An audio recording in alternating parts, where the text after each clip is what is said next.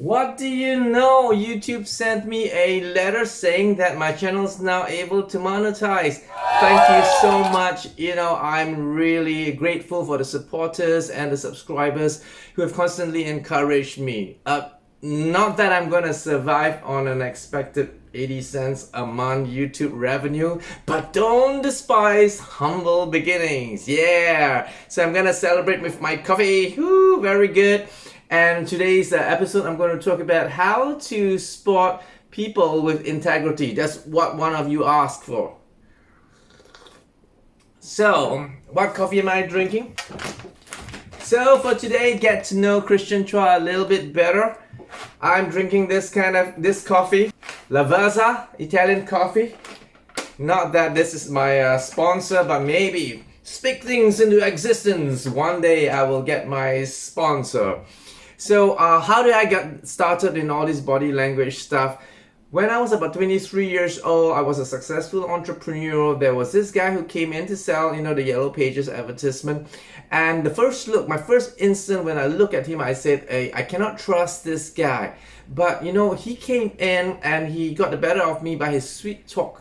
And after about half an hour to an hour, he actually enticed me and seduced me into joining him into a little side business venture, which was actually selling branded stuff and dumping it in Singapore, buying it cheap from the factory outlets in the United States and dumping it here in Singapore.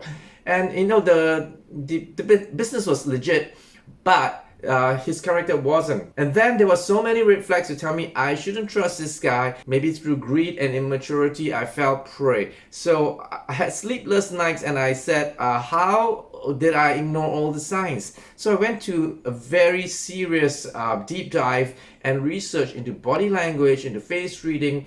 And today I'm going to share with you how this can be done easily. I've been spending more than 2 decades in this domain.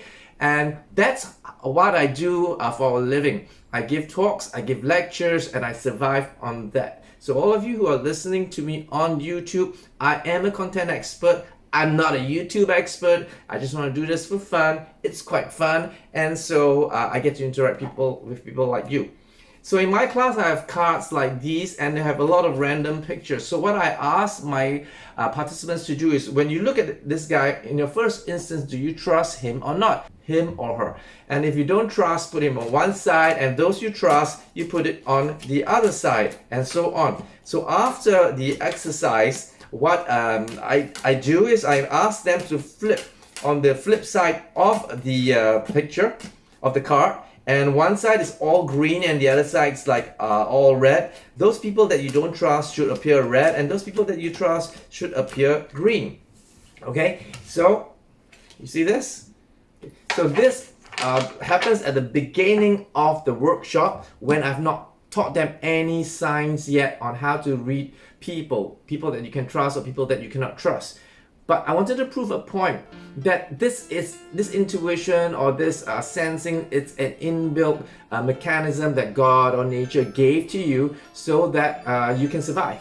So that when you see someone, you know, okay, that's stranger danger, let's get out. Remember the example I gave about giraffe? When the firstborn, the calf, within an hour or two, when he sees a lion, he knows it's time to run away because the lion's just going to eat him.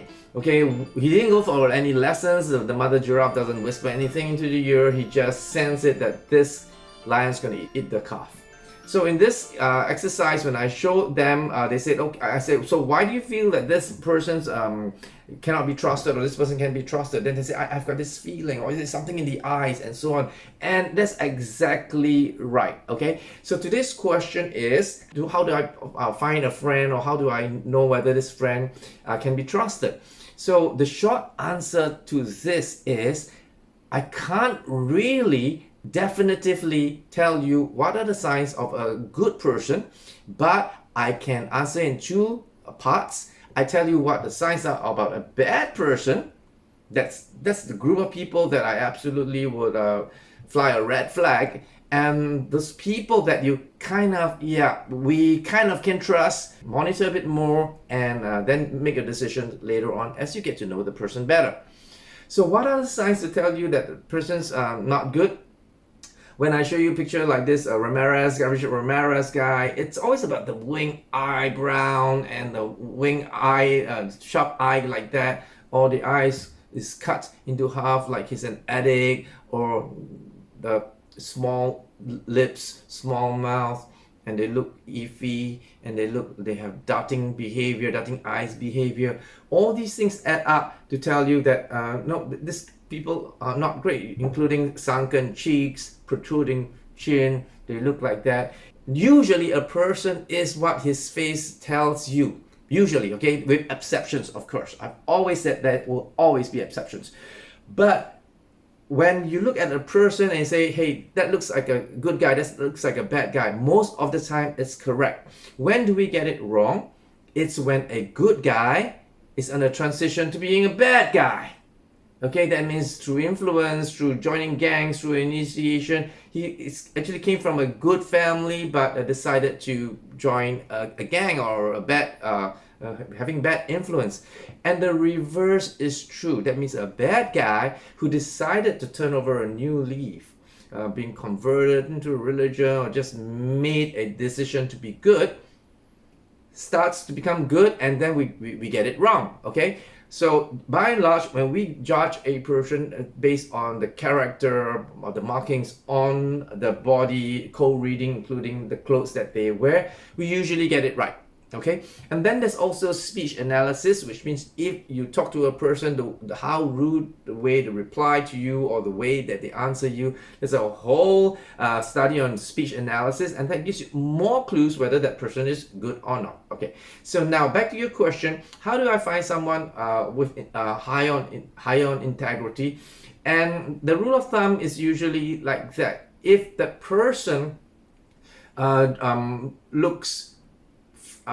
if the person looks friendly and bright and approachable and nice, including a good set of teeth, well-kept hair, then no protruding mouth like that. Sometimes they say that they have this face that is concave, and you know, Hollywood always casts those nerdy types, okay, those innocent and nerdy types. They always get bullied. So those are the people that you tend to know. They're going to be less hostile, they're going to be less vindictive type of people.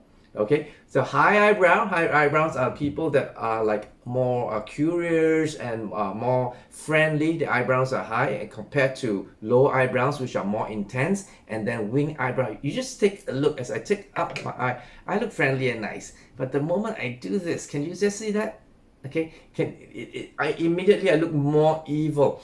And the whole science, if you're new to my channel, the whole science is based on epigenetics. And epigenetics, epi is more than what? More than genetics. So what it says is that there's such a thing called gene expression. And how you feel and how your indoctrination actually manifests on your face, okay? So if you see a guy with a six-pack, you automatically assumes that the guy hits the gym. There's no way he can sit on a couch eating potato chips and drinking soda and then later on he has a six-pack. Okay, so you come to a very educated conclusion that that guy must be hitting the gym. So in the same way, the lines on the face, like if you constantly smile, there will always be this crow's feet. And it's called frequently used muscle. So if you keep smiling, eventually this becomes quite permanent. So if I go through all the 150 steps, why there's a grief line and there's a compassion line, then you understand how we come to this kind of conclusion that a bad person usually looks like a bad person. So let's say a guy that's a sexual addict or a pedophile, he looks I am going to victimize this person, and the way that the smile and it's a constant behavior, it will show on the face. Okay, so what are the signs? Once again, what are the signs of integrity? Well, if you go followed by the book, it will be concave face, concave, non-confrontational type of face. People usually with smaller set of teeth are more sensitive, smaller teeth. Then there is of course the Asian nose, okay, low nose ridge. Of course the eyes, how bright the eyes is. Something very new I want to share with you. Why I mentioned about like Liz Truss, I predicted that she wouldn't last. as a prime minister, and I was spot on. Yeah, you see, one of the more sophisticated ways that I would share with you this is when you look at a person's, and the word I always use is called countenance. What is that countenance that you see when you see Liz Truss or Sunak or even Penny Mordaunt? Okay, so Liz Truss has this constant wing eye and the angry demeanor. It tells me so much about whether that person's character is suitable for the premiership. Okay, so when someone that has a brighter eye like Sunak, and the eyes are bigger, and it shows me so much more positivity and how he would handle difficult situations. Leave your questions and your comments in the comment box. I will try to handle them. I will do more lifestyle videos because, you know, after I got monetized and I checked through my whole list of videos, you know which ones have limited monetization? Any videos that I put things like the face of a killer, sunken cheeks, drug addicts, samurai, sword killer, anything, even like spotting suicide ideation, any of those keywords, suddenly I get flagged, and YouTube is not going to promote those videos. So perhaps I'm going to do less of those videos. And let me know if you want to know more about Singapore, and I want to do more lifestyle videos, and I'm going to introduce this miracle city in a fun way. Okay, so thank you once again, all of you, for supporting. Oh, great! One great comment I saw in my last video about Liz Truss. One lady wrote, "You should not be commenting on Liz Truss because I'm not British." I thought for a moment, I laughed, and I don't know how to respond, and I eventually responded by saying that Singapore is a colony of Britain for almost 144 years. So I think, and being a part of the Commonwealth, we have vested interest in what's happening in England. Okay, that's of course one of the genuine response I want to tell her. And the other response I want to say is, why can't I comment using my area of expertise on this trust? Doesn't BBC comment on every country, even though they are not Indians or Chinese or Malay or whatever?